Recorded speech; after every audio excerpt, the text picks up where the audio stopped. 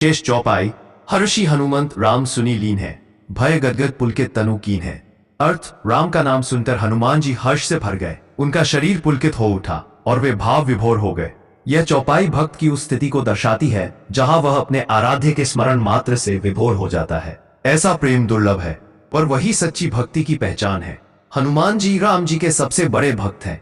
श्री राम का आशीर्वाद प्राप्त करने के लिए एकमात्र हनुमान जी ही हैं। राम जी की भक्ति, हनुमान जी की पूजा सरल और सही तरीका है जिससे कि श्री राम जी की कृपा जल्दी प्राप्त हो सकती है। राम ही केवल प्रेम प्यारा, जानी लेहु जो जाननहारा। अर्थ है, भगवान राम को केवल प्रेम ही प्रिय है, जो जानने योग्य है वे यह बात जान ले। यह चौपाई भक्ति का मर्म बताती है। ईश्वर को ज्ञान, जाति या योग से नहीं, केवल प्रेम से ही पाया जा सकता है। भक्ति और अध्यात्म के रास्ते पर ईश्वर की आराधना सच्चे मन से करने चाहिए। इस चौपाई के द्वारा यह बताया गया है कि प्रेम और सात्विक व्यवहार के द्वारा श्री राम को पाया जा सकता है। इस कलयुग में श्री राम जी का आशीर्वाद प्राप्त करना एक उच्चतम सफलता है और यह बात सिर्फ एक साधक ही समझ सकता है। जय के जासु तासु ते ही दे, करी विचार जस योग्य से नहीं। अर्थ, भगवान प्रत्येक को वही देते हैं जो उसके योग्य और उचित होता है। यह चौपाई कर्म और योग्यता के सिद्धांत को स्थापित करती है। ईश्वर सबका हित सोचकर ही परिणाम देते हैं, उन पर अंधविश्वास नहीं। विश्वास और विवेक आवश्यक है।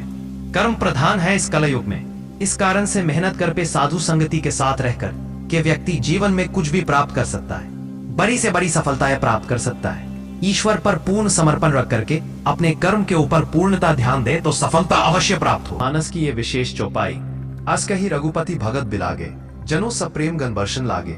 अर्थ, श्री राम ने जब भक्तों को बुलाया तो ऐसा प्रतीत हुआ मानो प्रेम की वर्षा होने लगी हो। ये चौपाई प्रभु और भक्त के मिलन की मधुरता को दर्शाती है।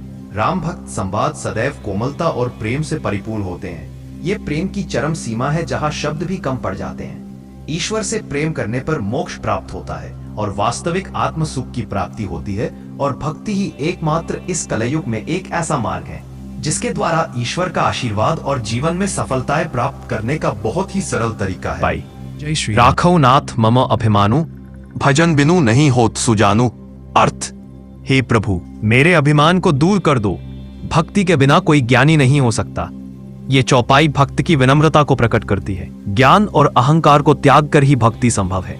ईश्वर के निकट जाने का मार्ग नम्रता से होकर जाता है। सच्ची भक्ति वही है जिसमें लोभ न हो, लालच करना, दिखावा करना और सबके सामने अच्छे बने रहना और पीठ पीछे बुराई करना, ये सारी चीजों से भले कितनी है, भक्ति करने का नाटक बिल्कुल नहीं करना चाहिए।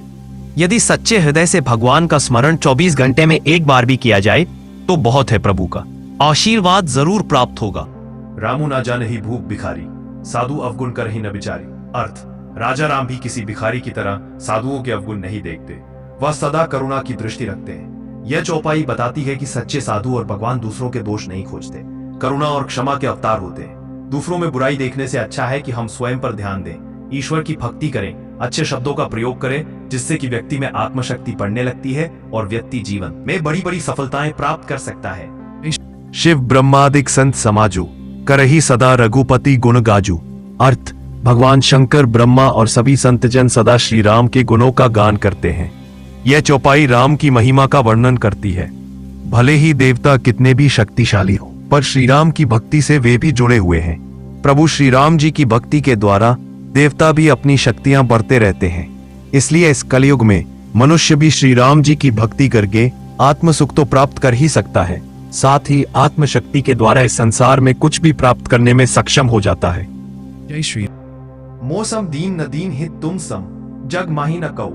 अर्थ, मेरे जैसा कोई दीन नहीं और आपके जैसा दीनों का हितैषी भी कोई नहीं। यह चौपाई प्रभु के करुणामय स्वरूप को दर्शाती है। भक्त जब अपनी असहायता प्रकट करता है तब ईश्वर की करुणा प्रवाहित होती है। ईश्वर पर पूर्णता स्वयं को समर्पण करना और निस्वार्थ भक्ति करना ही सही तरीका है जिससे कि मोक्ष प्राप्त किया जा सकता है और निस्वार्थ भक्ति सहित प्रभु का आशीर्वाद प्राप्त होता है। भजन बिनु नहीं मुक्ति उपाय, सतसंगति तय हर्ष बढ़ाई। अर्थ, भक्ति के बिना मुक्ति का कोई मार्ग नहीं। सत्संग से हर्ष और जीवन में गरिमा आती है। यह चौपाई भक्ति और सत्संग की अनिवार्यता को दर्शाती है।